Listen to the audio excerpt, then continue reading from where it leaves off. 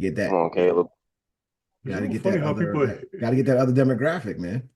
It's real funny how Yeah. people kind of hate on that though. Oh yeah, Like she can't because do it or whatever. Like what the fuck? they don't like black artists doing country music and they police it. But it's also why Post Malone went all of a sudden now you got to play guitar because he's not a rapper no more. He's a superstar. It's like okay, that's why I knew you was corny from jump. The white people love Shabuzi.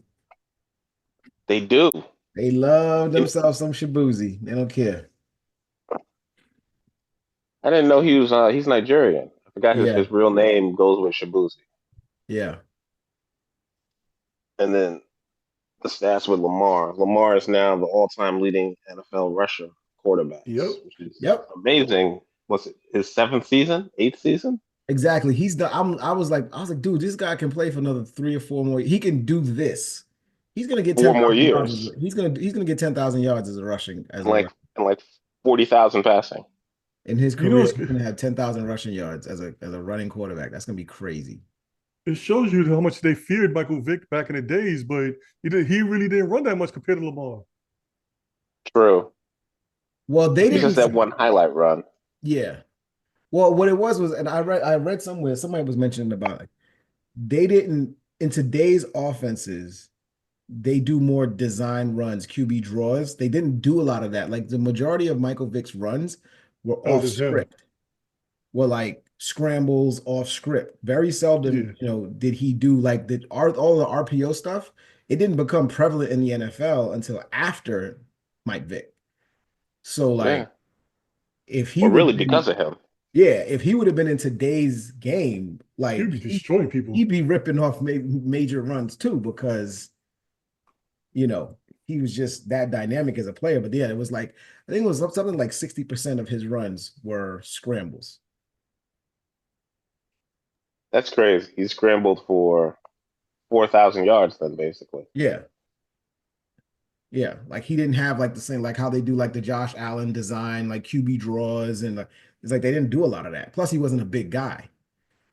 Mike Vick was like 5'11, Yeah, but he was listed at 210. 190. Yeah, like 210. Like he was over 200. Yeah.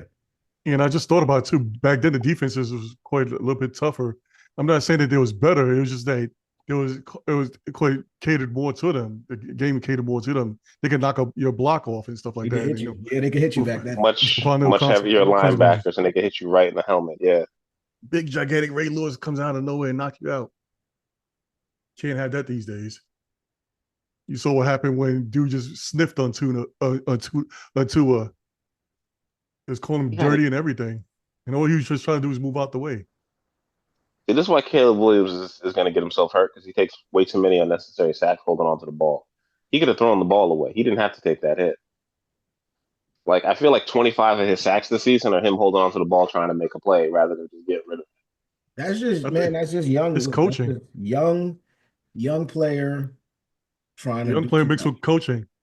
It's young player mixed with coaching. Well, yeah, I mean, coaching, he's had what, two head coaches, three offensive coordinators. Like, it's been it. ridiculous. Yeah, This season's been ridiculous with them. I seen the same BS happen with Zach Wilson. I mean, Caleb Williams is 10 times better than him, but still, I saw the same exact thing. He was trying to do too much because they called bad coaching. He was trying to make a omelet out of nothing, and that's what happens. yeah. All right, we go get into these games. Let's do it. Yeah. Welcome Oh, to what's Well, up? I've already started recording it, so I know. oh, okay. What were you gonna say? This is all staying in. Fuck it. No, I don't care. No, Oh, no. okay, all right. Merry Well, Christmas. you ruin his welcome and everything. well, ruin my welcome, but it's fine. I'll do it again. Go back. No, do it Welcome, again. welcome to the Uptown Parlay Podcast. Happy holidays, Merry Christmas to all of you. Hope you all enjoyed a wonderful, wonderful Christmas holiday.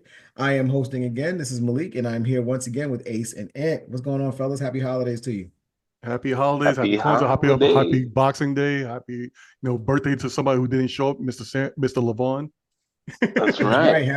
Happy belated. But I did see him on his birthday down here in Atlanta. I did ran into him and hung out with him for a little bit for his on his birthday. So happy belated birthday to Levon. And also Happy Boxing Day. Thanks for Ace for mentioning that. It is Boxing Day. Oh, I mentioned That that. celebrate for those that Ace didn't celebrate. mention nothing. Oh, you mentioned it. That is Okay, so correct. yeah, Yeah. thank you, Ant. It is Boxing Day. I do actually, my family on my mother's side celebrates Boxing Day, so went over her house today and had some dinner over there. So very good time, very good times. All right, well, let's get into this week's game. So as you guys know, it's week 17 of the NFL season. And the NFL season, the week 17 has already kicked off pretty consistently. We had games on Wednesday, which we did not call. The Chiefs dismantled the who was that the Steelers, right? Yeah, the No, Chiefs the Texans. dismantled the Correct. Steelers. No. And They dismantled the Texans. no, on Christmas. Oh, okay. Yeah, on Christmas they beat the Steelers, and then the Ravens, beat the brakes off the Texans in Houston Christmas evening. And then we have the Thursday night game going on tonight, which is the 6-3 contest between the Seattle Seahawks and Aces Chicago Bears. So 13 games to call this week. Oh, Uh, you put up the wrong matchups for us. That's the reason why I got it mixed up. I was looking at last week's. oh, I did. Did I gave Yeah. y'all? Yeah. Whole games have been bananas. Yeah, the old games. That's why Oh, I got it yes, mixed up. yes, I did. I And gave we y'all was the actually wrong week. we was actually talking about that earlier about how they kind of switched them around from Uh-huh. the Texans and Chiefs and the Steelers and Ravens for this Wednesday game Texans, where Ravens, right. Yeah, and it was exact. It was Steelers and Chiefs. Yeah, they just took the same four teams and was like, all right, y'all gonna play again in a week. So get ready. And Good luck. good luck. Exactly. But Exactly. they get like 10 days off now before their last game of the season, which I don't know if it matters if the Steelers win, right? Because now they're kind of stuck behind Baltimore. It does matter when Baltimore's it comes to the likely going to playoffs. win the division. It does matter if you kind of think about it, because going to the playoffs, you need all the rest you can get all your players back, get things that real coaching can do in this type of situation. Of course, get ready for the play when the playoffs start. You don't have to really play. You don't really have to get the players out for the last week, whatever, because you already got everything locked in and ready to go. That's true. That's I true. mean, it's interesting. Like I think what I read was like they between now and the next Chiefs game, since the Chiefs locked up home field, they locked up the 1 seed home field advantage and with yesterday's win against the Steelers. In theory, if they had guys that they needed to sit, they wouldn't have to play for almost a month. Where basically they would be off the rest, they off from yesterday, right? They're off, Right. they'd be off week 18. Then they have a week, then they have the bye week in the playoffs, and then they have their first game. So anybody that's nicked up for them will not play in week 18, and they'll have an extra almost 3 weeks of rest, which would be True. really good They for them. they already The only rested thing, Chris Jones in week 17 too. Yeah, the, exactly. the only thing is going to be bad for some of the fans, maybe the betters, because they got to figure things out, and also us fantasy players that for some reason have to be in leagues like Aces League that goes on to an extra week for some strange Hey, reason. if it's in the Yes. game, it's in the game. Uh, you sound like Roger Goodell. Or All right, so let's EA let's Sports. get to it. We got 13 games to call this weekend. We're gonna start off with the Saturday slate. Um, Chargers 9-6 at the 3-12 New England Patriots. Chargers are 10-4 against the spread this season so far, and they are favored by 4 in this game, going across the way to New England to play the Patriots. The Chargers, I think they lost their last two. I'm sorry, they beat Denver last week. But before that, they had lost two straight before that. They're looking, they're looking up and down. But they've settled pretty much into their slot. Obviously, since the Chiefs have won the division, they're playing for their wild card spot. They haven't locked anything in yet, but they're definitely alive in that chase. Meanwhile, the Patriots played a really, really, really good, really spirited game last week against the Bills, losing narrowly by 3 points in a game that they had, ample control of most of the game. They just kind of ran out of steam out there late, against a better football team. So this week, Patriots Patriots hosting the Chargers. Chargers -4.5, over under 43.5. Ant, we'll start with you today. What are you thinking? Yeah, I have a love-hate relationship with the Patriots. I have quite a hate, of course, because I'm a Jets fan, but the love part, I like how they're fighting, scrappy fighting team, whatever. So I'm gonna actually pick the Patriots on this one, but I'm going to take the points on this one, the 4.5 spread on this one. I don't know if they're going to win the game or anything like that, but they definitely going to keep it close. Even if anything, you can also take them in the under as well if you want to, but not locking anything in. But this is going to be a good game to watch, even though the Patriots might not be a playoff team. They still might give some matchups, and it's best to see a future franchise quarterback. I don't know if he's going to be a world beater in Drake May, but he's been doing his thing over there. All right, Ace. Yes, I'm going with the Chargers. The Chargers need this win, and they're going to be able to. Oh, the Bears just scored a touchdown. That's Yep. right. That's what I'm talking about. You fumbled. Go back to the sideline. Quit your complaining, Tyler Lockett. We're about to send the Seahawks home. Listen, they need to win this game, the Chargers, so they can maintain that 5 seed. If you get the 5 seed, that means you get a home game, No, correct? In the first no. round? No? Right. Oh, well, they need to win this game regardless. They They still need to haven't win it locked just the to lock. I playoff think they got spot. Denver. Yeah, they got Denver on their heels with the same wins and losses. Exactly. And I believe they have to play Denver the final week of the season, or is that the Chiefs? No, they get to play the Raiders and New England. So they can go for 11 wins and basically lock in their spot. They can possibly move up in the playoff standings if Pittsburgh keeps on tanking. Because Pittsburgh has a much tougher schedule because Pittsburgh has to finish with Cincinnati next week. So if the Chargers went out, they can actually, I believe, no, they won't qualify for a home game no matter what because they're all playing division winners. But Pittsburgh will end up playing Houston. So if the Chargers move up, they'll get to play Houston instead of having to go play Baltimore, Yeah, which for a fact they don't want to do that. So I'm taking the Chargers plus 4.5. They're motivated. yeah, just a note. So the Chargers are in at 9-6. The Chargers are in with a win. They clinch a playoff berth with a win this week against New England, or Indianapolis and Miami losing their respective games later on in the day. So that's on Sunday.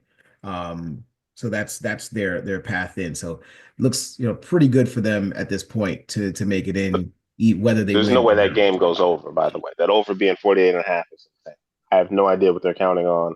The No, Chargers have not scored that 43 many and a half, points. 43 43 and a half? Either way, it ain't even touching Still, 40. it's not getting to 40 points. The Chargers don't score that many. The most they scored was last week was against the Broncos. Before that, most of their games were like 17, 20. They blew out a couple teams, 23, 22 to 10. The most points they've scored are against the Broncos and against Cincinnati. Yeah, they won that game against the Broncos last week, 34-2. They scored points against the Broncos, 34-27. That was was it Thursday night game? That was that high scoring Thursday night game that they had. Yeah, and they hadn't really scored much before then. Yeah, I'm gonna roll with the Chargers here to cover the number. But no lock here for me. I think the best bet, as we've all played, is the under. And I think I think you're right. I think that the Patriots definitely have shown some fight. They've shown some spunk in that. But I think to me that was mostly about them playing the Bills, right? Like playing that at on the road, Division 14 game. and a half point underdogs, division rival.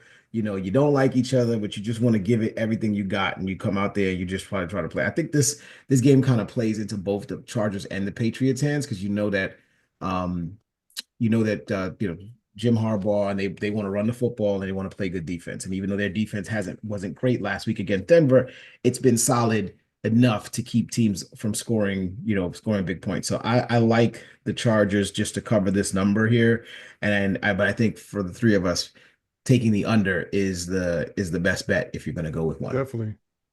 Malik, before you go on, I just wanted to ask also, for last week's thing, do you know the wins and losses? You had that. Oh yes, I do. Yeah, I was gonna. Yeah, thank you, and thanks for reminding me. I was gonna mention that. So last week, we did 15 games last week. Ant went. I would say Ace went 7-8. 2-4 bets.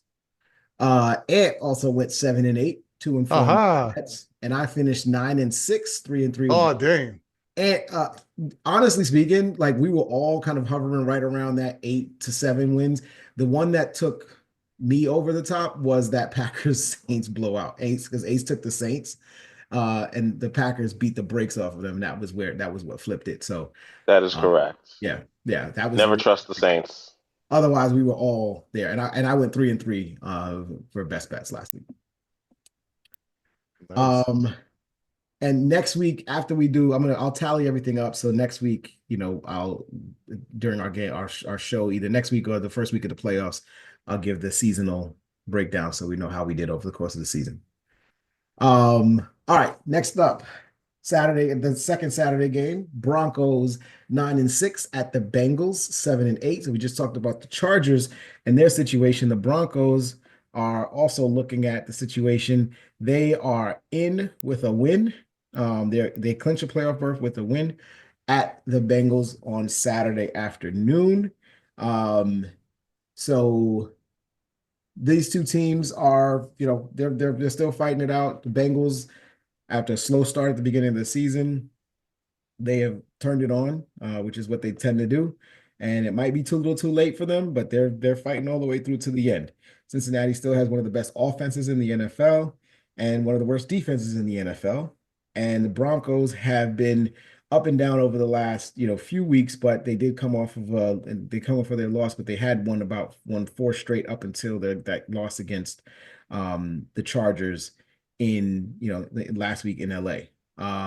These two teams are kind of polar opposites of one another. One wins on defense and keeping the score relatively low, and the other one wins on offense only and trying to outscore you. So this is gonna be 2 interesting matchups. No major injuries to discuss on the Broncos side of the ball, and the Bengals are a little banged up, like literally every other team in the NFL. So, Ace, I'm going to come over to you on this one.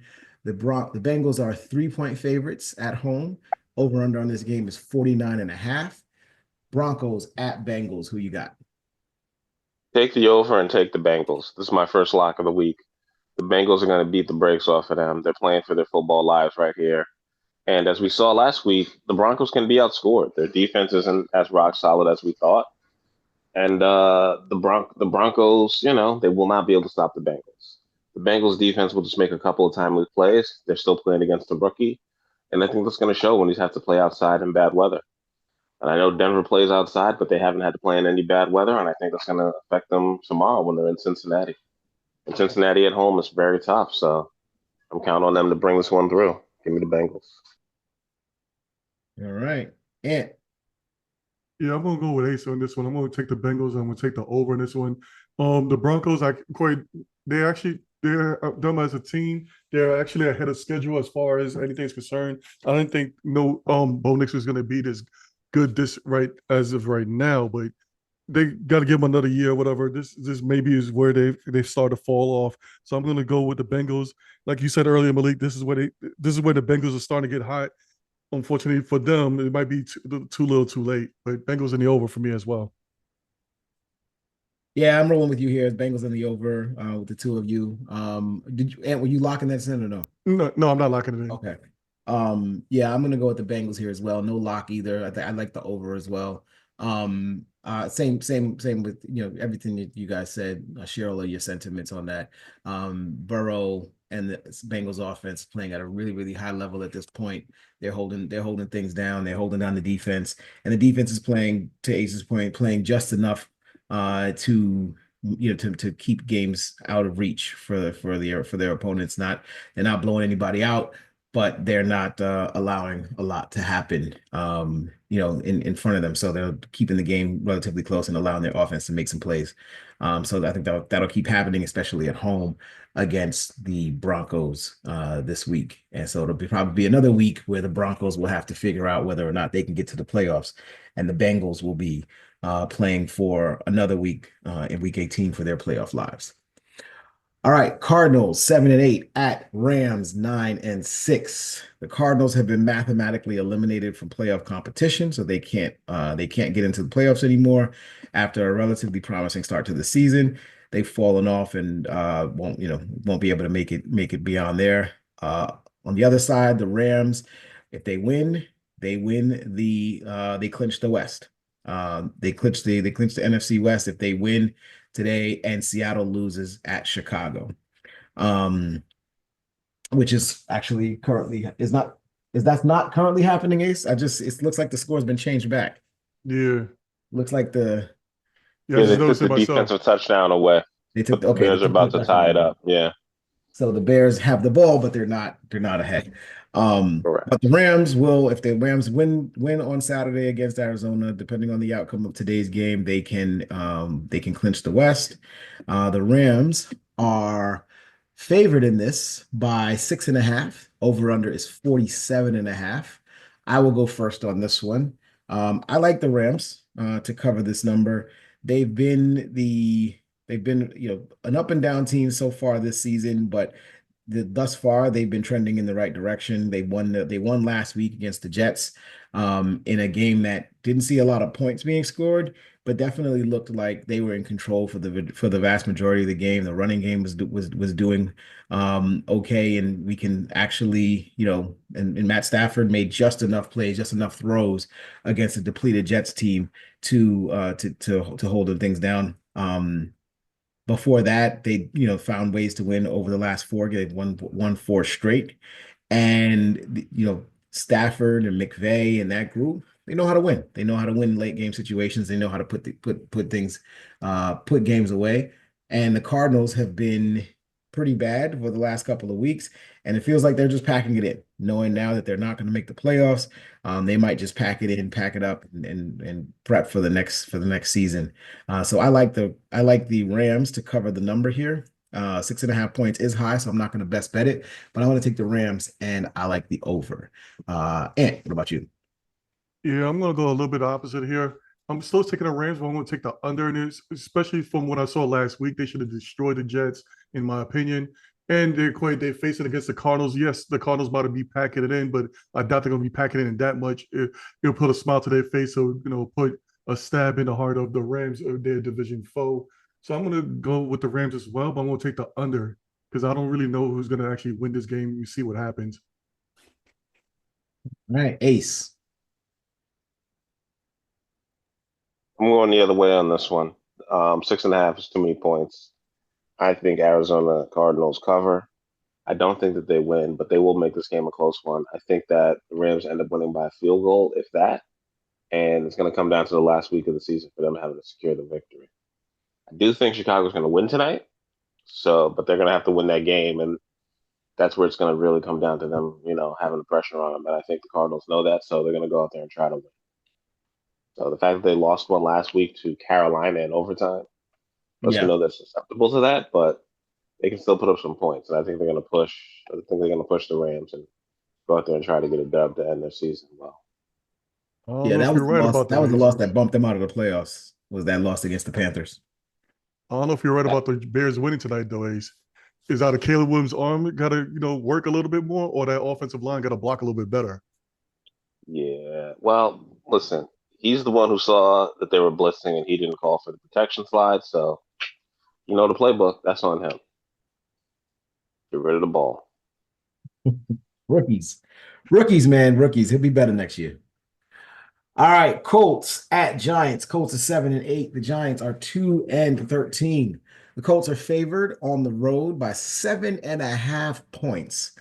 My God, the over-under in this game is 40.5. This is just it's tough. It's tough right now to be a New York Giants fan.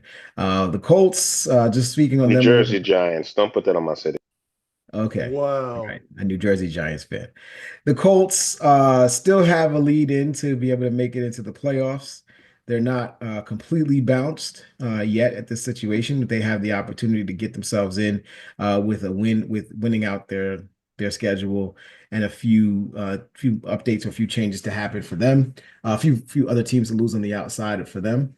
They can't win the division. The Texans have that locked in, but there's still an opportunity with some of the Bengals stuff and some of the other teams, the Broncos and some of those teams in front of them to get themselves into the playoffs. So we'll see what happens there.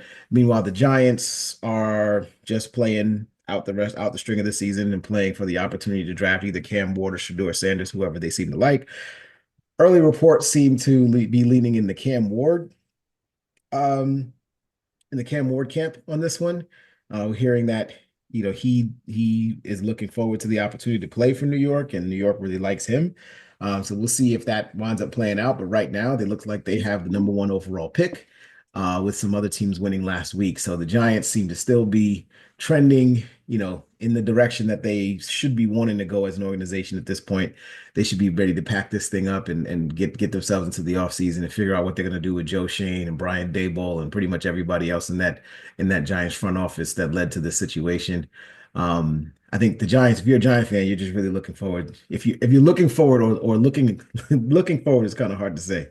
You're not looking forward to week 18, but you're dreading the week 18 situation with Saquon Barkley coming in with the potential to break the rushing record against you. That's got to be just so depressing. But anyhow, 7.5 underdogs, 7.5 point favorites to the Colts. Ace, I'm gonna start with you here. Giants, Colts, who you got? Are you familiar with Toyotathon season? Because this is Tankathon season. Tankathon is going on right now, and the Giants are in the lead in Tankathon.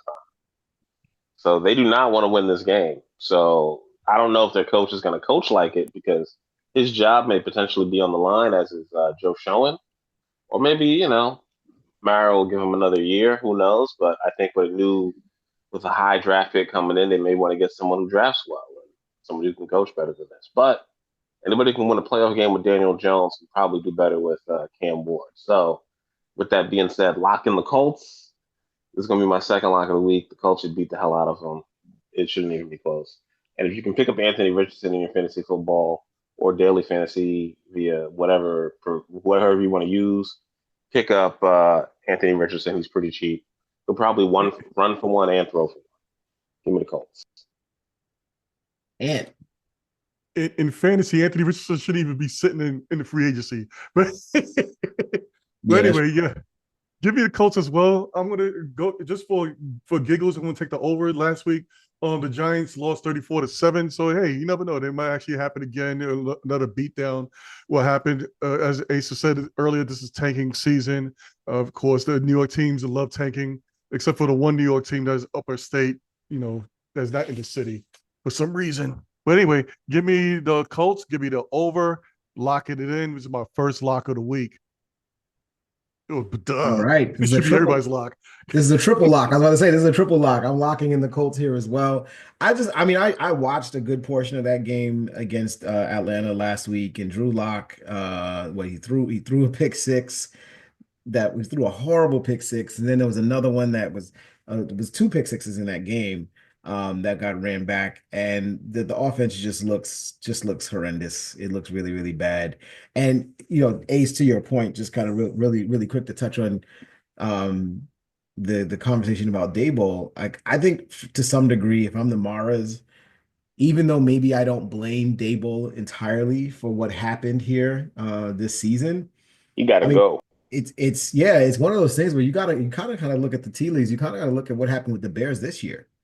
Right? Do you want, your coach to be, do you want to draft a kid number one overall and, have his first experience be with a coach who's literally on the hottest of hot seats, right? Exactly. Like, not for nothing, Caleb Williams may wind up being, a great story and a great quarterback in this league, but he's off to one of the worst starts that you could possibly be off to, just with the simple fact that he's going to be working on his second head coach and his second coordinator in as many seasons. You just don't. And the Giants actually have a pretty good offensive line. Daniel Jones wasn't getting destroyed and getting sacked constantly.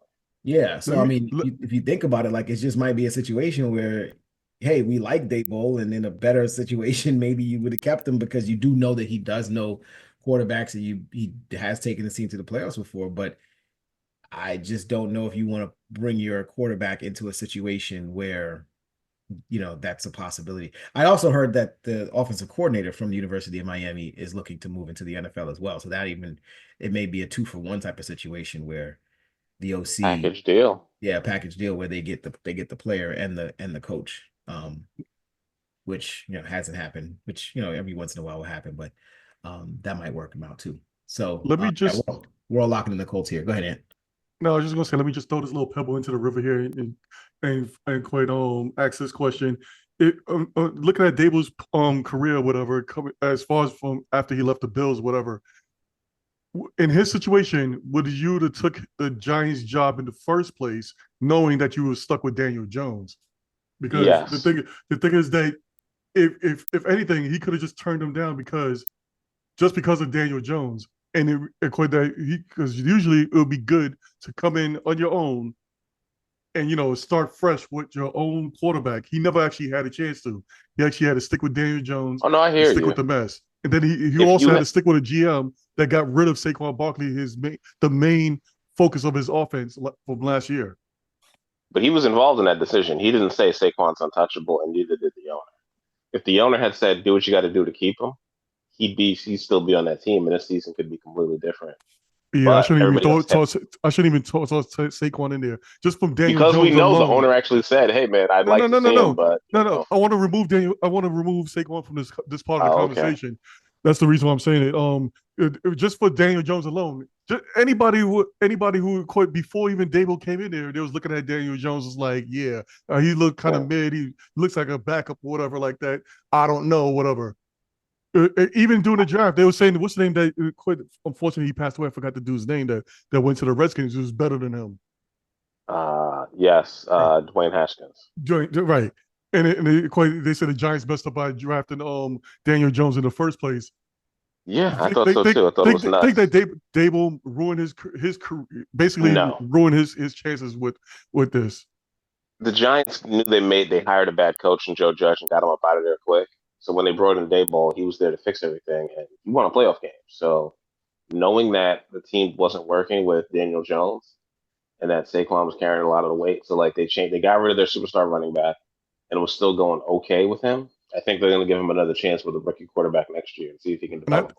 and I think Because they should. he helped develop what's his name up in Buffalo. I keep Josh Yeah, forgetting, Allen. but Allen. I Josh And Allen. I know So where they're you're going to coming. give And him I a know where you're chance to coming do it. from, Malik, when you said earlier about Caleb Williams type of situation. But still, I think that Dable deserved quite his own chance to have his own quarterback and build his own thing. He actually oh, had to come over and take over for of quite a sinking ship. I think he Just punch does holes in too. it. And I think he does too, but I think that the problem is one of the problems of the Caleb Williams situation is if you go with the thought that the rookie quarterback is going to struggle and this team is likely going to struggle, that if you start out the season to this point, if you start out the season 4-8, You're you right. know, with the track record that Dable has had over the past couple of seasons, like that does hold against him to some degree. And if they're not, and it looks like not only are you starting 4-8, but similar to what happened with Caleb Williams in this situation, your quarterback's getting tattooed. He's not developing in the way that you believe that he should be developing any longer, and they're losing, and they're losing left and right. You Let me know, just listen. having a brand new franchise quarterback starting for you, starting out the year for you with a coach who's very much on the hot seat. It just might be it's like throwing too many wrenches into the situation early on. Hey, so I want to ask you this for later on. Who the hell is the Bears offensive coordinator? Because he's fucking garbage. But anyway, He's now The our guy head that's the coach. head coach right now. Actually, uh, I don't know who he made the OC. No, Malik, they have a different No, OC. He's still calling plays, but it's Waldron a was different the OC. Waldron started out as the OC, Yeah, right? And they and then it fired became Waldron, and yeah. they Then fired Waldron, like and they promoted this guy. literally Thomas. every play he's doing almost like zero blitzes, and Caleb was like, oh, nothing to stop it. But anyway, back to the some Giant situation. Yeah. It's kind of I feel bad for this. I feel bad for Dable in this whole situation because I think what's gonna happen is that they're gonna get rid of him. I don't think they're gonna give that chance. And that's what just to answer your question before we jump off this, to answer your question, and I would have still taken the job if I was Brian Daboll, because you honestly you just never know in this situation. You just never know what there's only 32 of these jobs available in the world, right?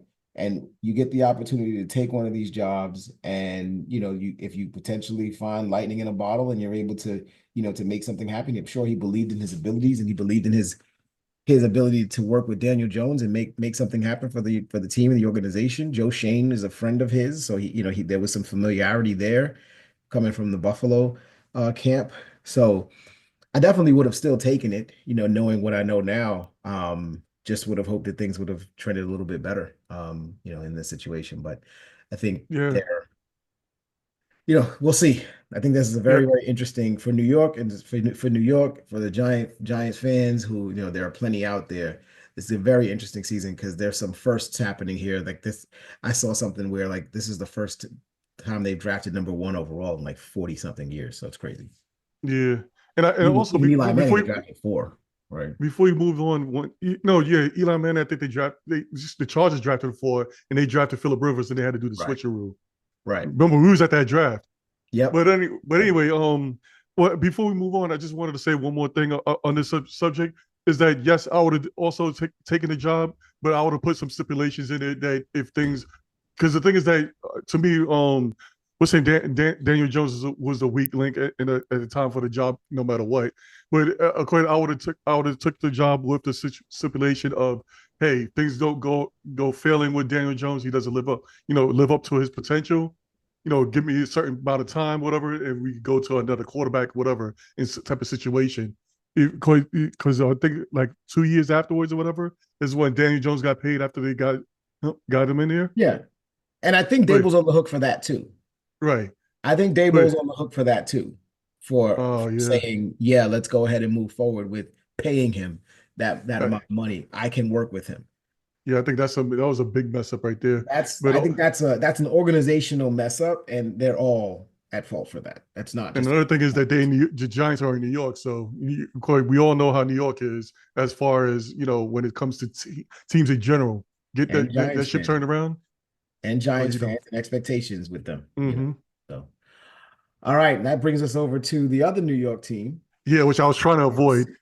As everybody who's hearing this can see, I was just trying to extend it a little longer so we won't talk about them. But whatever, we're here.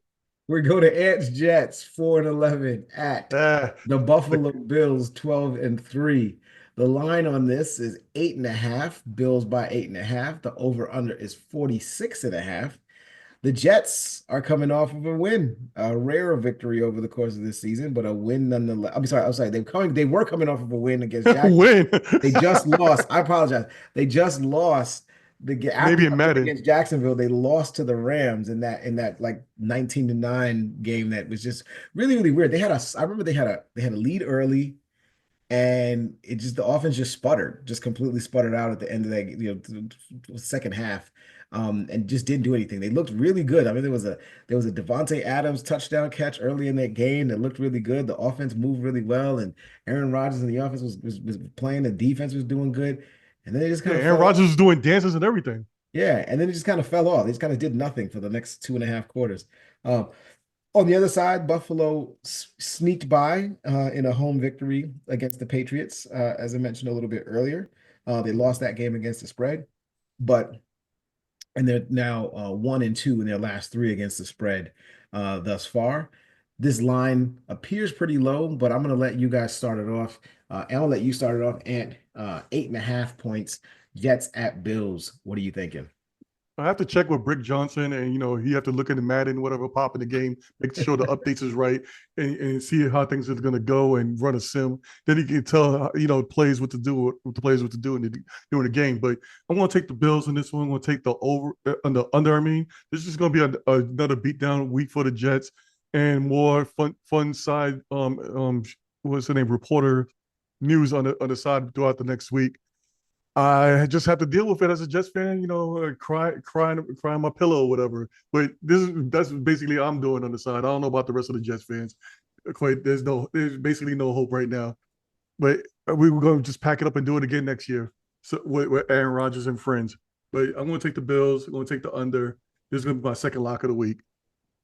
Yeah, the Put Jets up are in the an tank interesting club. situation right now because they've been bad, but they're not. They've been bad. They've been worse. They were worse this year than they were last year, but they're not bad enough to be in the Shador Sanders, Cam Ward sweepstakes to get their potential quarterback of the Yeah, future. actually might be a good thing. Maybe it's a Quinn Ewers situation. Maybe you draft Quinn Ewers and you figure and you let Aaron Rodgers play for one more season, and then you you bring the kid in because I think Quinn's got some definite, NFL qualities as a passer in this league. Maybe that's the play here. Yeah, you might see the Jets, do a Lamar Jackson Ravens type of thing and sneak back into the first round. Make that draft, get somebody pick. late. Okay. Yep. Ace, what are you thinking? New Jersey Jets. Who you got? The New Jersey Jets, yes. When they have a losing record, that's on New Jersey. That's not on New York. The New Jersey Jets are gonna somehow, some way, cover this game. The Bills are sleepwalking. No, seriously, the Bills are sleepwalking. They let the Patriots get up 14-0 on them No, that's the in Patriots. in Patriots are good. in Orchard Park. No. Yeah, but still though, they have no receivers that we've heard of. I still don't know any of those guys who are actually catching passes. And we don't Legitimately, have a we outside don't of the have an tight offensive. ends. The Jets don't have an offensive coordinator people heard of. That's true, but I do know who Devontae Adams is, and I do know who Aaron Rodgers is, and they can score enough points to not get blown out. So that's 9 all I'm points. counting on. So I'm 9. going to go with a dueling Ace. lock here. The Jets are going to somehow lose this game by exactly 7.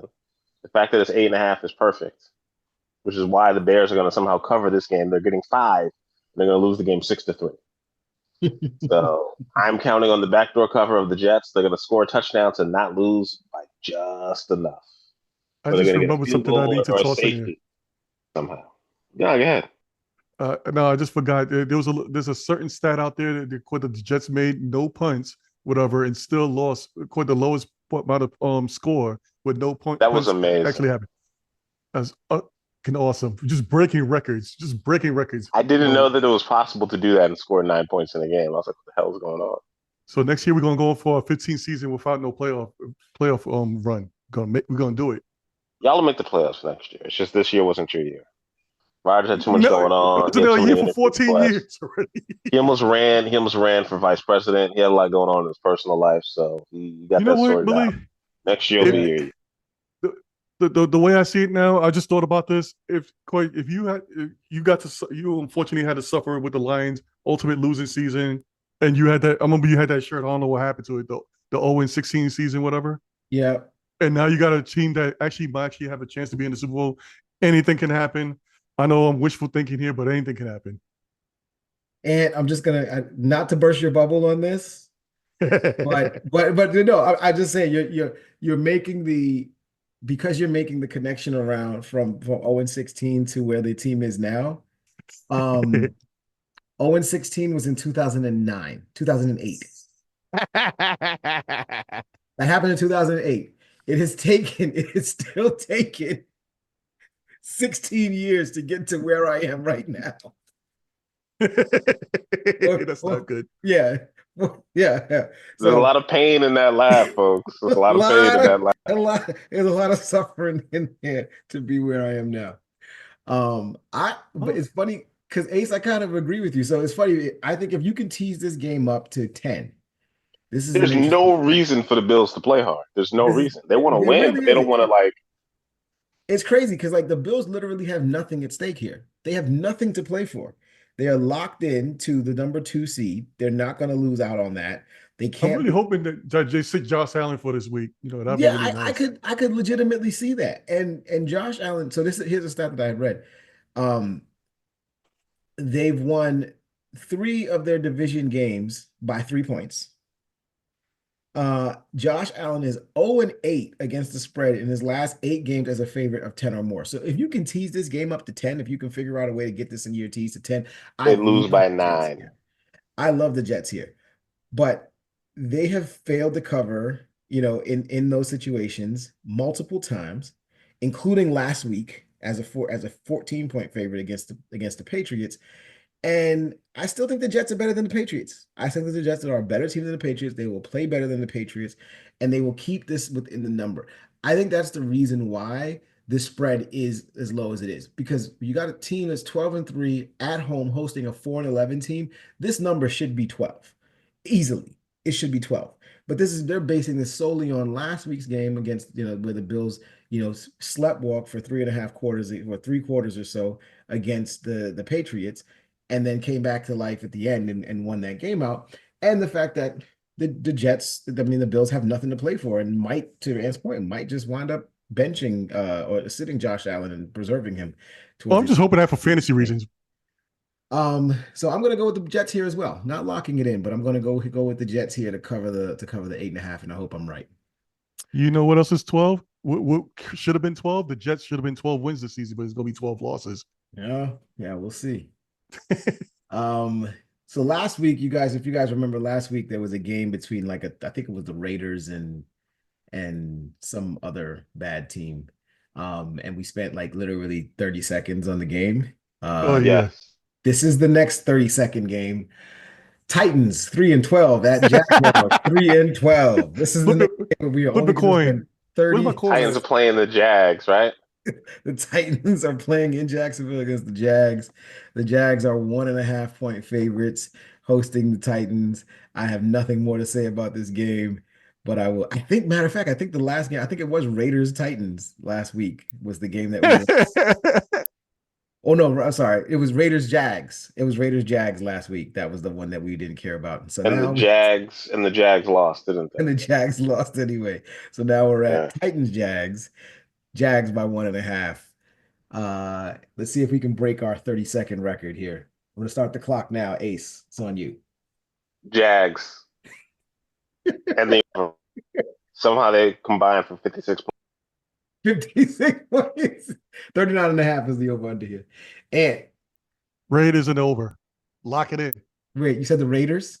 This Yeah, is yes, Jags Raiders. The Titans. Raiders ain't Who playing. gives a fuck? Titans. Lock So it the in. game between the Titans and the Jaguars, Anthony takes the Raiders. Titans, lock it in. Let's go. There's And he no locks it winner. in. Oh gosh. Zero up. Who gives a shit?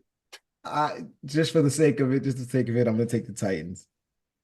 Sorry, we didn't beat our record, folks. We had to make a joke out of this. We had to have some fun with it. And you said you took the Jags? No, I'm taking the Titans. Titans. Tighten up. Let's go. Yeah, but that's what my quarter said. I pulled out my quarter from my drawer. I got tails. Tails was They're Titans. playing Mason Rudolph. Ain't no way in hell they win this game. Who the Jaguars Well, are at least there playing? won't be a pick six. Mac Mac- Jones versus Mason Hey, Rudolph. listen, Mac Jones was balling last week. Mac Jones is a first round pick. Yeah. Let's go, Mac Jones. Anyway, let's move on. Mac Jones versus Mason Rudolph in college would have been nice. If they had Mac played. Jones versus Mason Rudolph in high school, or what's the name? What is it? ECW? What was that?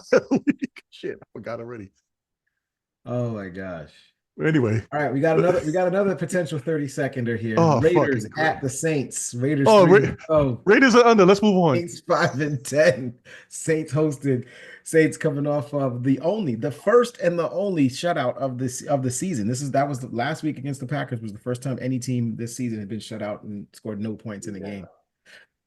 Which was interesting. That's because MVS didn't play. Oh, my fault. Let's switch that over then. The Saints need their own shutout. So Saints in the under. So Ant is already Lock taking it in. Saints in the under. There's nothing else to say. Screw the Oh, I'm Saints. not I'm locking taking the in. Raiders. I'm not betting them. I'm not betting on the I'm not betting this. Saints ever again. Give me the Raiders. I'm gonna take the Saints.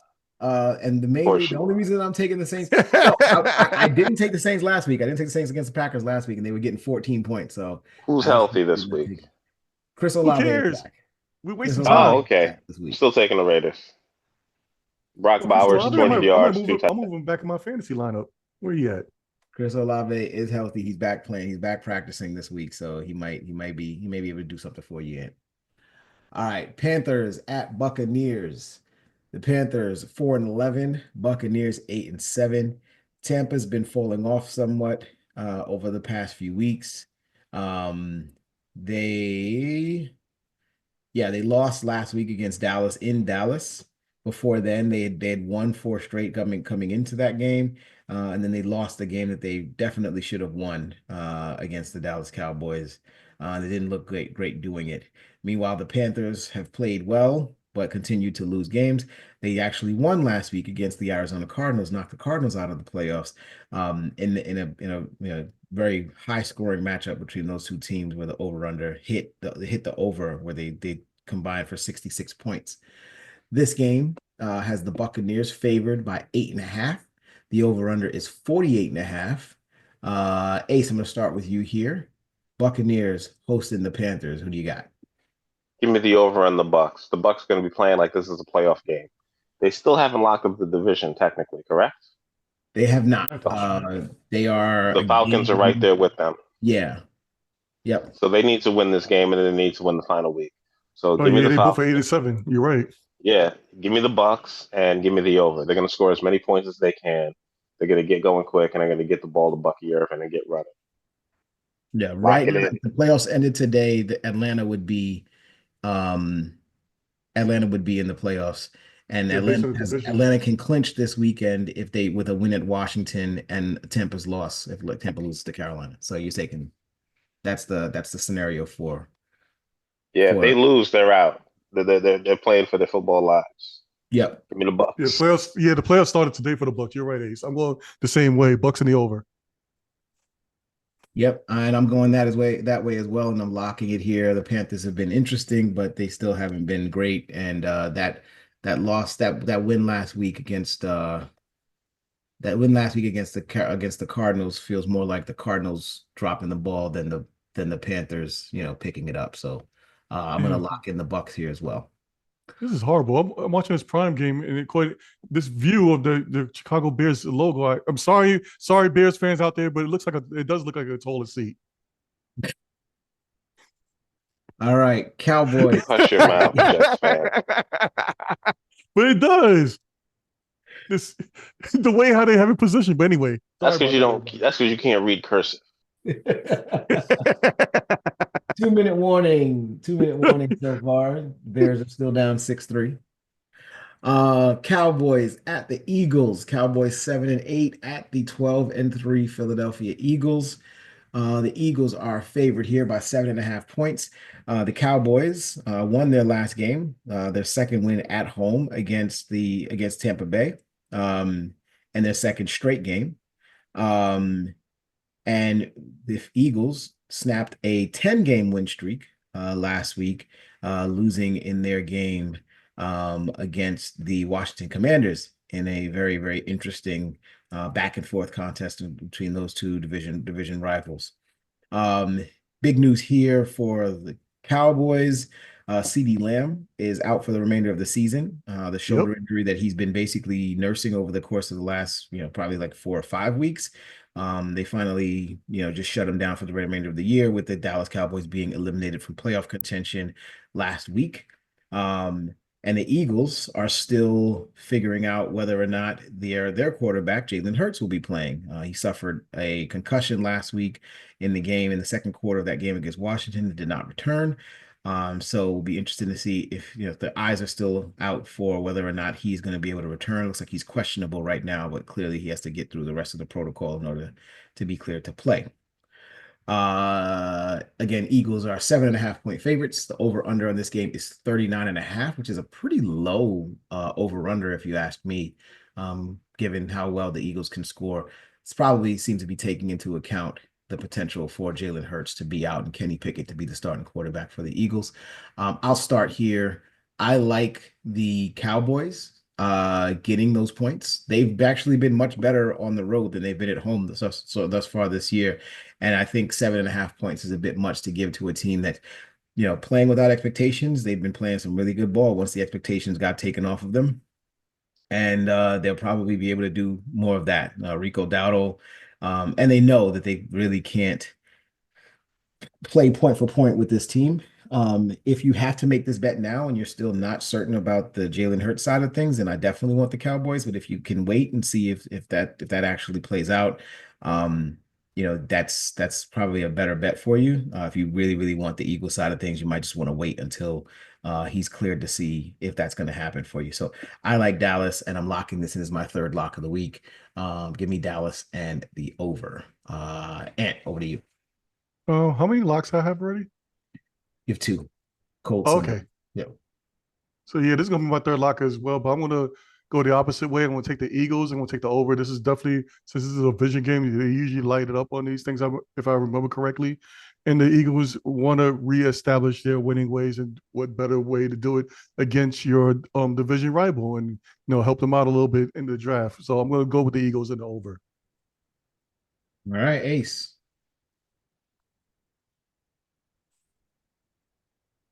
I think he's watching the Bears lose. No, I am. Give me the Cowboys. They're going to cover because it's unlikely that he's going to clear protocol. It's just not going to happen. I don't think they're going to be able to play him. He's not going to get out of the protocol in time to play, which means they're going to have to play Kenny Pickett, who we saw play quarterback last week, and he gave the game away against Washington. So they're going to win. They just won't cover. And the Bears are going to win this game.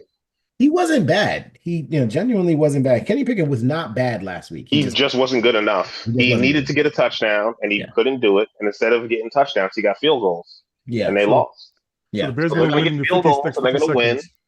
Yeah, they're going to get field goals, and they're going to win. And guess what's going to happen? They're going to win this game by like 6 points or 3 points or somehow 5 points. But whatever it is, it won't be enough to cover. So that's why I'm taking the Cowboys. Cowboys, Eagles. You know who the Cowboys quarterback is, right? Doesn't matter who the Cowboys quarterback is. Cooper Rush, man. They could let what's his name play? Who started 3 games? The old San Francisco QB. It won't make a difference. They're still going to somehow cover. Oh, you mean Trey Lance? Cooper Rush, man. Cooper Rush is probably and their their defense has been playing really well. Yeah, their defense has been playing really well, really well. Michael Parsons wants that Pro Bowl money. Seriously, he might get all pros. Exactly. Miami Dolphins 7-8 at the Cleveland Browns 3-12. This is another game that has very little playoff implications. I don't know that Miami's been mathematically eliminated. I think they have been, honestly, at this point, but they have won 5 of their last 7, and they're expected to get Jalen Waddle back. Meanwhile, the Browns have lost 4 straight. They lost last week at Cincinnati, got blown out in that game, and have not been great, really at any point, with the exception of like those couple of weeks when Jameis Winston, made things fun for them a little bit. But the Dolphins are favored on the road, 6.5-point favorites, over unders 39.5. Not much more to say about this game. So Ace, I'm gonna hand it over to you. Dolphins at the Browns. What are you thinking?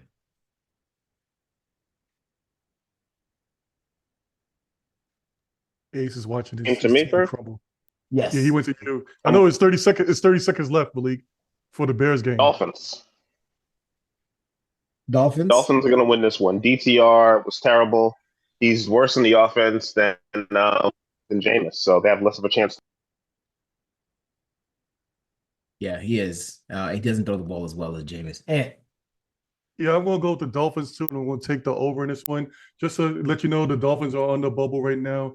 If they lose, they got a 1% chance of getting into the playoffs. If they win, they got a 14% chance. Currently, they sit on 9% chance at 9th place in the conference, the AFC conference. But yeah, Dolphins in the over. Oh, this is going to be my 4th lock of the week. I'm going with the Fins as well. The offense has looked much better over the past few weeks. And they should beat the brakes off of Cleveland even on the road. So and lock this one in for me too. Okay. They should be able to handle this one. So it's a triple lock I'm sorry, I'm not locking this in. Well, am I locking this? No, I'm not locking this in. It's a double lock for Anthony, but I like the Dolphins to cover this pretty easily. Okay, the Bears got to make that field goal to take this into overtime. Sunday game of the week. I think this should have been flexed. My personal opinion, this game probably should have been flexed, but it is not being flexed to the Sunday night football slate. Packers at Vikings. Packers 11-4, Vikings 13-2. This game is being played in Minnesota, and Minnesota is getting points as the home dog here. They're getting anywhere between 1 and 1.5, depending on your books. Very, very interesting, given where both of these teams are in their respective season. Green Bay has won 2 straight, and the Vikings have won 1, 2, 3, 4, 5, 6, 7, 8 in a row. 1, 2, 3, 4, 5, 6, 7, 8 in a row, and are still not favored at home. This is a very, very interesting game. Very, very interesting line here.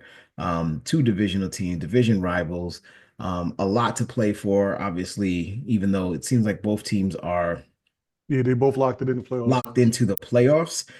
There's still some conversations about seedings. The Vikings are still trying to get the division and potentially that number 1 seed, the number 1 overall seed in the playoffs. The Packers could play spoiler to that, and they could move themselves up the up the board a little bit. If the Vikings were to lose out, they could move themselves up the board in the division. I'm sorry, in the playoff seedings for the first round of the playoffs, which might work, which might Oh, give them a favorable matchup there. So, uh, so I will go first here. I'm rooting heavily, obvious reasons, rooting heavily for the Packers to win this game. Um, for no other reason, damn. for no any other reason other than to say if the Packers win this game, then the Lions just have to win their game against San Francisco, and that clinches the division for them. So that's why I'm rooting heavily in the favor of the Packers, and as a result, I'm going to pick the Packers, and I'm going to lock in the Packers because I want to see Jordan Love and those guys handle business against the Vikings. And I like them this week. And I don't just like them because of my betting interest into it or my rooting interest into it. I think the Packers are the better team. I think they have been the better team over the course of the season. And I think the Vikings, although the Vikings are really good and are playing really, really well, this is the time of the season where we see what they're really made of. I don't think that their running game is as good as the Packers. Aaron Jones is not the player that Josh Jacobs is. He's proving himself at this late stage in the season. And although obviously the Vikings have the quarterback and receiver connection working really well with Darnold and those receivers over there, the Packers are no slouches with their receiving group and Jordan Love as the quarterback. So I think this is a very, very even matchup that I'm going to pick for the Packers to win, even though I'm giving a point and a half in this situation. I'll stick with it. Ace, over to you. Sorry about that, Ace. No, the team is trash. They couldn't complete a pass all down. He got sacked on 24% of the plays he dropped back, which means one out of every four times he tried to pass. So, and nobody picked up the blitzing corner because why would the running back do that? So it is what it is. It's Seattle how the beats the team Bears. plays. It's the lowest scoring game of the entire season. 9 points. 9 total points. That was a shame for Glad we didn't everybody bet that on that paid to one. go watch that. But I'm gonna take Minnesota. I think the Packers are kind of soft on defense, and I think Minnesota has a better running back and better receivers overall. And the Packers are kind of suspect. The Vikings have a much better defense. I believe they're playing at home, so that gives them an advantage too with the dome. Yeah, the Vikings are at home. Typically, getting So I'm points, gonna take. typically a team as good as the Vikings getting points at home, you want to take them so you can get the points. But I like the Packers here. And Yeah, I'm gonna go with the Packers on this one. It's very hard to pick. You could go right either way, but I'm gonna go with the Packers coming in here. They want to push themselves up as far as if they can't win the division, the Packers going to try to at least jump ahead of the Vikings or whatever in the last two games. Hopefully, if they win this week and next week, and the Vikings wind up losing next week and this week as well. But just for competition wise or whatever, I believe that the Packers is going to quite pull this one out. So I'm going to take the Packers. I'm going to take the over this one. I believe I had this. This could be my fifth lock if I lock it in, right? yes, it'll be your fifth. Yep. All right. So yeah, I'm going to lock this in as well. Um, yeah, I just think there's something to potentially getting that fifth seed and playing against like Tampa Bay or Atlanta Right. on the road versus getting that sixth seed and having to play against the Rams, right? Right. You don't want that because the Rams are coming back. They're getting Right, all their players back right now. So right, they definitely trying to avoid that. right, exactly. And if I'm not mistaken, the Vikings lost to the Rams earlier this season. Right, this Right. one of their two losses is against the Rams. So yeah. I know that'd be a double good for you if the Vikings have to Oh, I'd play love against to the see Matt Rams. Stafford beat the Vikings. That'd be amazing. Um, Falcons 8-7. Sunday night football. Falcons 8-7 at Washington Commanders 10-5. Yeah, they Commanders should have been flexed are out. 4.5 point favorites here, coming off of a big win against the Eagles. At home against the Eagles, where Jaden Daniels threw for 5 touchdowns and was if I'm not mistaken, NFC Player of the Week last week. Threw for Yeah. 5 touchdowns. And overcame a 5 turnover day for the team to beat the Eagles, albeit with their quarterback being out of the game. But hey, you play with what you got, and the Commanders did that and won their game. On the other side, the Falcons won their game against the Giants in a game where that featured the start of the career of Michael Penix Jr. He looked pretty good in his first outing there as a quarterback. Nothing spectacular to speak of, but definitely, took care of the football, made some decent plays, and that defense on the other side made some plays for them as well. For them to basically to bludgeon the Giants 34-7 in that game. The Commanders are 4.5 point favorites heading into this game on Sunday night. Over under in this game is 47.5. The Falcons have something to play for with respect to the NFC South division. They are not locked in with a victory, but they definitely have. I'm sorry, they're locked in with a victory and a loss by Tampa Bay. Um, and Tampa Bay is locked. I'm sorry, and Washington is locked in with a win. And if so, this definitely has some serious playoff implications for these two teams. 4.5 points, Commanders over the Falcons. Over under 47.5. Ace, what are you thinking? I'm going with Atlanta to cover. I know they're going on the road, and Penix did not throw a touchdown pass, but the team played really well, and the defense played even better. He's able to get the ball down the field, and he's taking less sacks than Kirk Cousins. The team's getting healthier. He has more weapons around him. So without their top corners and corner being a position of suspect for Washington, I think that he's actually going to be able to make some plays at quarterback, and I'm going to lock in the Falcons for my last lock of the week. All right. Ant, over to you. Yeah, I'm gonna go with the Commanders in this one. I know the Falcons switched up quarterbacks last week, but the Commanders and the way I see it, they've been hot for the last couple of for a little bit here with their quarterback, and also something else I was gonna say. But anyway, oh yeah, now I remember.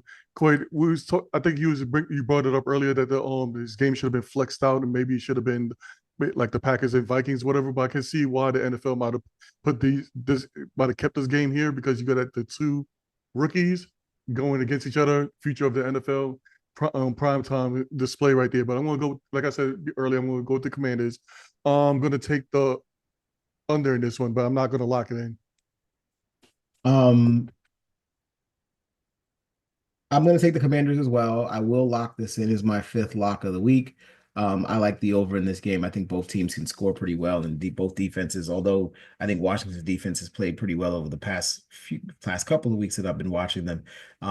They're susceptible to. There's a lot of talent on both sides of the football on the offensive side of both these teams, and they should be able to make things pretty difficult for those opposing defenses. That said, Ant, just to follow up on what you were saying, Ant, for the NFL to flex it, they would have had to flex it. I think they need like a month. Oh, okay.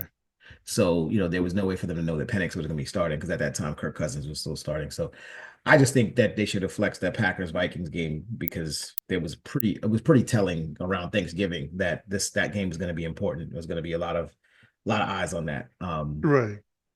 A lot of eyes on that game. I actually think the Lions Vikings game might get flexed too. They haven't made a mention of it, but that might happen week 18. But I'll take the Commanders here as well. I'm locking this in my fifth lock of the week. Last Monday Night Football game of the NFL season. The 13-2 Detroit Lions going to San Francisco to play the 6-9 49ers. I bet this game was definitely it was circled, in pencil by me early on at the beginning of the season, an opportunity for the Lions to get, revenge back on the same, hallowed ground of the stadium over there in San Francisco, back to the scene of the crime. And it's since lost its luster. The 49ers are 6-9. They're mathematically eliminated from the playoffs, and they're not they're banged up. They're not healthy. There's a lot going on with that team right now, and it's not looking very good. They're playing hard. I will say that they're playing hard. They're playing as hard as they possibly can. But they're banged up. They've lost two straight. They just came off of a loss against Miami in Miami, where that did not go well for them. Brock Purdy, once again, he played up and down a little bit, and gave away the game at the last possible moment when the opportunity to get a tie or make some plays was there for him. But they just don't have it. They're missing a lot of their guys, and it's just been a really, really difficult scene. On the other side, Detroit had a big win against the Bears in Chicago. The defense looked pretty good definitely a Bears offense that wasn't able to move the ball pretty well in the first half, but only scored 3 points in the second half. And the offense did whatever they needed to do. They did whatever they wanted to do, did whatever they needed to do. Probably had the play of the week last week in that game where Goff and Jahmyr Gibbs faked the fumble trip situation, turned around and Oh, that was threw awesome. that ball to Sam Laporta for the touchdown in the back of the end zone. Um, yeah, they did whatever they wanted to offensively against the Bears, and will probably have to do exactly the same to support their defense, which is starting to get some guys back from injury, but is still missing a number of players on that side of the football. Detroit's favored by 3.5 points, and the over-under in this game is 50.5. For the sake of Monday Night Football, I'm going to take the over in this game, and I'm going to lock in the Lions to win and cover the 3.5 here. Just don't feel really great about what San Francisco is bringing to the table thus far. The injuries really, really hurt them, and the Lions should be able to get after them, especially with Trent Williams not being able to play on the offensive side, on the offensive line as well. He's their best offensive lineman. Their running backs are down. Their receivers are down without Ayuk. Yeah, it's just been really, really difficult to see them scoring, to be able to see them to score with the Lions here. So I'm going to go ahead and take the Lions, lock this in as my sixth lock of the week, and I'll take the over. Ant, over to you. Um, just for everybody out there who's listening to us, thank you once again very much for listening to us. But just wanted everybody to pause and think about how Malik sounded a little bit earlier, where he was, he had the calendar circled and everything like that. And he just couldn't wait to get blood to go and get a pound of flesh from the 49ers, whatever. I think the team felt the same exact way, almost as as almost a messed up letdown for them to go against the 49ers. So, but I think that that circle is still around the calendar on the Lions end. So I'm going to go with the Lions on this one, and I'm taking the over. I think they're going to beat the snot out of them. It's going to be over 50 points. I think they're going to put a foot up their ass so much it's going to hurt, and Quay's going to feel pain. They're going to embarrass the shit out of them. And I'm going to make this my last lock of the week. Corey definitely going over that 50.5. Take the Lions in the over in this one. Lock it in. Put a star next to it. Ace, over to you.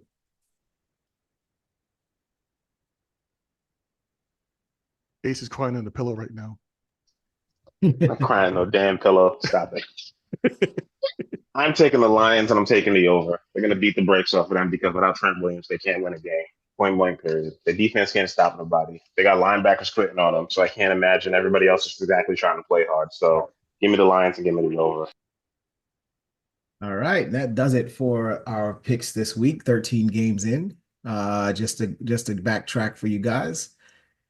Ace is locking in the Bengals, the Colts, the Jets, the Bucks, the Dolphins, and the Falcons.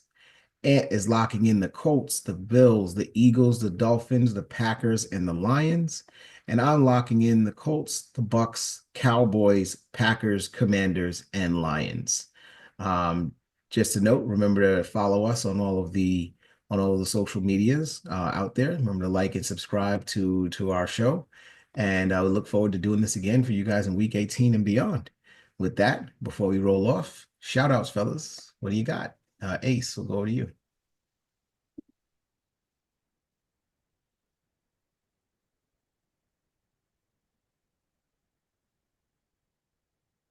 Ace, you're muted if you're talking. I think he's wiping tears away again. All right. Wiping no damn tears away. Put my kid to sleep. Give me a second. All right, and we'll go ahead and start with you. Let Ace put the baby to sleep. All right. First, I want to say shout outs to Jeopardy for embarrassing my Jets once again.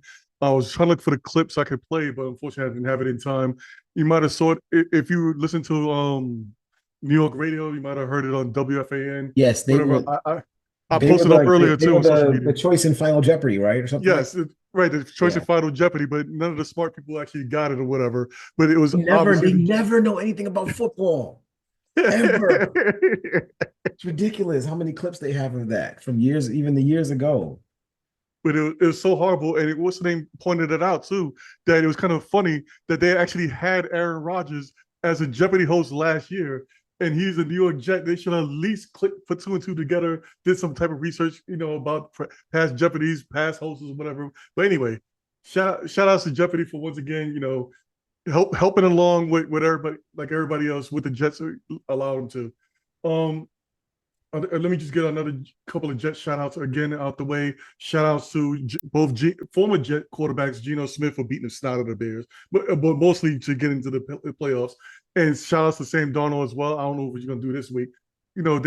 They actually elevated their careers after, being with that circus called the New York Jets. And last New York Jets shout out, there's just the last New York Jets shout out part is for Woody Johnson and his sons, quite treating a multi-billion-dollar NFL franchise with using Madden as a way to rate players of who should start, who should trade for, and all this other stuff like that, and how you should run a business. I thought it was a great idea when I was in quite junior high school and high school when I started playing Madden. I thought that was an awesome idea. But as a grown fucking man, you should know damn better, to go and not be listening to your child and what he sees on Madden ratings, especially the Madden doesn't really have accurate ratings, or is not nobody in the right mind will actually do that. But anyway, let me get that out the way before I get even more upset on that. But I had two more shout outs. One shout out is quite for, I forgot to do it this last week. Shout outs to the Bucks for winning the LeBron Cup. I don't know what it's actually called, but I call it the LeBron Cup, and for the NBA. And also shout outs to the Minnesota Timberwolves for making the worst trade in history and helping the Knicks out. Anyway, that's my shout outs for the week. Hey, so you done with the putting down the baby? Ready to give you a shout? No, she's gonna be loud anyway, so it is what it is. I'm trying to put my 6-year-old to sleep, but she's trying to stay up late because it's Christmas. So it is Okay. what it is. I'm shouting out the Toledo Rockets, who won a 6 overtime game today. Oh, best team, one of the against best. the Big Ten school. Shout out to my UB Bulls, who are going to be playing January 4th. I'm going to keep shouting them out until they play. January 4th in the Bahamas Bowl, which is the greatest bowl game in the history of all bowl games. Shout out to the college football playoff and those sorry bowl games they put up. But guess what, folks? In the playoffs, sometimes blowouts happen. It's going to happen in the NFL playoffs. It happens in the FCS playoffs. It happens in every division of football, whether it's high school, Division One, Division Two, Division Three, or wherever. Get over yourselves. Don't act like you're not going to watch it. You saw the ratings, and we know that you did. Shout out to Miles Bridges for lighting up the San Antonio Spurs. And Wemby is a freak of nature, and he still couldn't beat us. Shout out to Chris Paul's old ass for trying to get some fouls on us and running into people, doing what he does best and hitting people in the balls, as usual. And shout out to the Celtics for losing on Christmas Day, which does not bode well for them. So chances are they will not repeat. Former champions who lose on Christmas Day do not repeat majority of the time. And yeah, shout out to my Bears for somehow putting up 3 points in the game where they only needed 7 to win. But as I always say, good teams win, great teams cover, and the Bears covered again. So thank you, and thank you for helping on my wallet after Christmas and get some Christmas money back in my pocket. So shout out to the Bears. And on that note, I'm out. All right. I got two quick shout outs and then a bit of a somber note before I roll off, but I wanted to get this out anyway. And one last shout out to the former AOL Time Warner president, Richard Parsons, who was a business hero of mine, passed away today, 76 years old. Shout out to him. RIP. Shout out to for me, shout out to Teddy Bridgewater. Fresh off of his high school championship, Florida high school football championship. He's returning to the Detroit Lions, signing on with them for the stretch run of the playoffs. Clearly, he has some belief that the team, but he definitely, even though he didn't play much last season, he definitely gave the team a lift in the locker room and did a great work with the receivers, specifically Jameson Williams, and the rest of the receiving core, working with them in practice, getting them ready for their games, and we'll continue to do that as a member of the team now. So shout out to him for and having his availability and coming back, keeping himself in shape, keeping himself ready. Definitely shout out to him for that. Shout out to the Oh, sorry. Shout out to Netflix for streaming for the streaming situation. Look, say what you want. I mean, 99 like millions and millions and millions of people have Netflix, and the fact that like people didn't have to pay for another streaming service in order to get their games. I'm sure that was that was definitely appreciated by somebody like myself. And even though we had to watch it with some commercials in there, which I'm not used to with Netflix, I definitely felt like, it went off pretty well. I mean, there was obviously some streaming situations going on there, but if this is the wave of the future for the NFL, which it seems like everything's trending in this direction, at least it's with a product or a provider that, the vast majority of us already have investment in, already pay money for. So, just like the Tyson fight, the previous time, this just, being able to watch something and not have to go into your pockets to pay for another service is actually, not bad. We'll see what happens because I'm hearing there's this antitrust lawsuit going on with respect to the Sunday ticket package, which may or may not impact the NFL very, Oh, please sometime let them in the lose it. off season.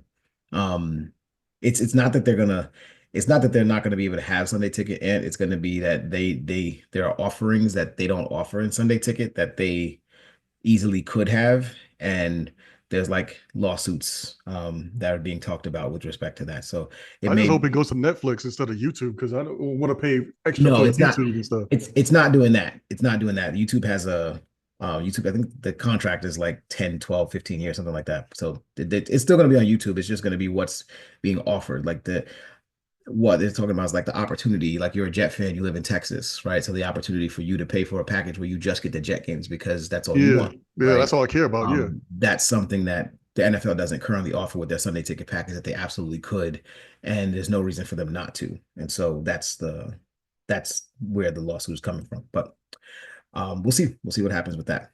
And last but not least, I'll be remiss if this happened. I believe this happened last week, and I just forgot to mention it. But I'll be remiss if I didn't say rest in peace to one of my favorite baseball players of all time, Ricky Henderson. I grew up uh, with three heroes, three sports heroes in my life, uh, in the respective sports. Tim Hardaway in basketball, Barry Sanders in football, Ricky Henderson in baseball. Ricky Henderson was a absolute giant, in my eyes. What he could do with the bat, what he could do running the bases, what he could do in the outfield. He's the reason why I wore number 24 when I played in Little League. He's the reason why I wanted to play left field. And he's the reason why I wanted to steal bases all the time. He's the reason why I worked on running and stealing bases as much as I did, because I always wanted to be like Ricky. And that I read his books, I watched his documentaries. I absolutely loved his energy, his personality, and everything that he did to bring light to the game of baseball. And losing him was really, really impactful to me. So uh, rest in peace to Ricky. I did not see that coming. I was very, very surprised when it happened. Only 65 years of age. So and prayers and thoughts to his family and loved ones and everybody. And it was great to see all of the love and all of the support that came out. You never know who's a fan of your favorite players. When it happened, and when it happened, just to see all of the people that from people that didn't even like connect to baseball, coming out and talking about him and giving their praises to the man. So is your record will never be. I don't think your record's ever going to be matched. Runs record, stolen base record. I don't think there's ever going to be touched. Um, I don't think, yeah, especially in today's Major League Baseball, where they don't really steal the bases anywhere near as much as they used to. 4 years of 100 steals, 100 or more steals in a game, in a season. Ridiculous numbers, and just a great, great, great guy. So rest in peace to Ricky Henderson as well. And with that, we're out. See you next time. Peace. peace out. Peace out. Peace. Ricky was the man.